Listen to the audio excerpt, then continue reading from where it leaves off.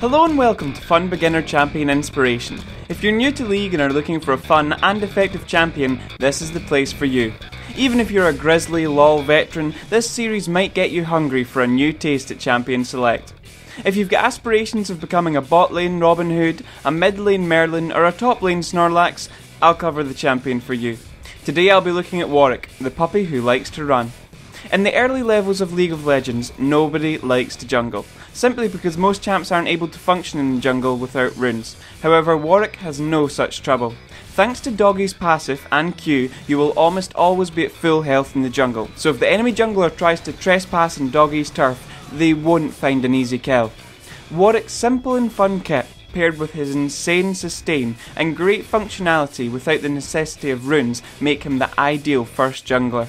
Let's talk about Warwick's mad skills. If your team are kind enough to help you with your first buff, be sure to fling your first point in W to ensure you cut through rocks and newts in no time. After this, take 2 points in Q, followed by E at level 4. Q should always be maxed first.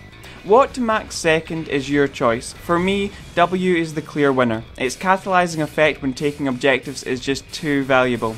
However, as a wise prophet once said, it's only fun when they run, so feel free to experiment with maxing E second.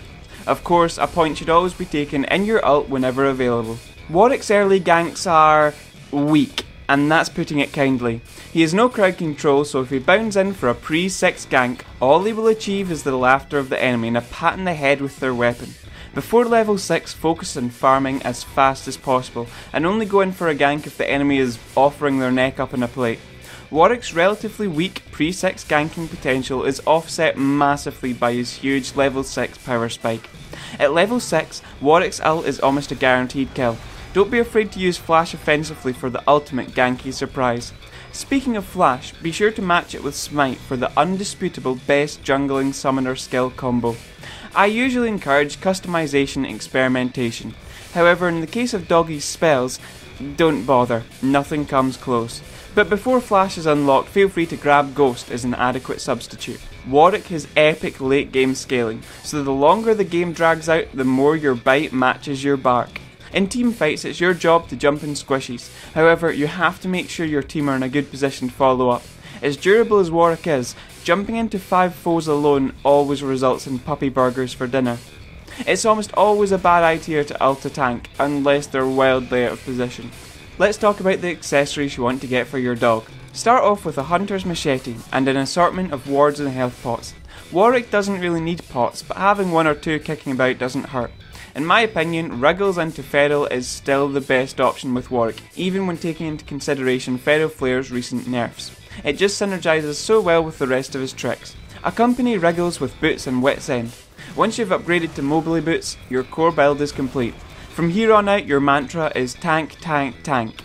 Randuin's or Spirit Visage are both key. Build order depends on the makeup and success of the enemy team, so be sure to make friends with the tab key. The passive in Spirit Visage works incredibly well with Warwick, as he excels when engages are drawn out. After this, buy whatever defensive item you think makes Puppy look best.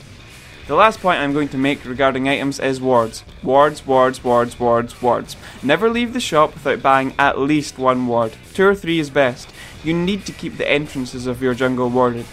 If you enable the enemy to counter jungle, you will never stack Feral Flare and you will look like the silliest puppy at the party.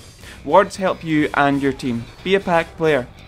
It's also important to de-ward with Sweeper, as the biggest counter to your ult is enemy vision.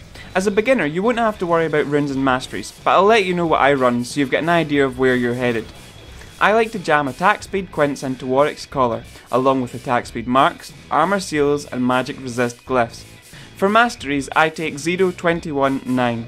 Feel free to move the utility points into the offensive tree if the mood takes you. That's enough of me for one day. I hope you've enjoyed the video. There's never one correct way to play a champion. Deviate from this guide as little or as much as you want. If you find something that works for you, roll with it, and let me know about it in the comments. Feel free to ask any questions and I will get back to you. Have fun wrecking as Warwick.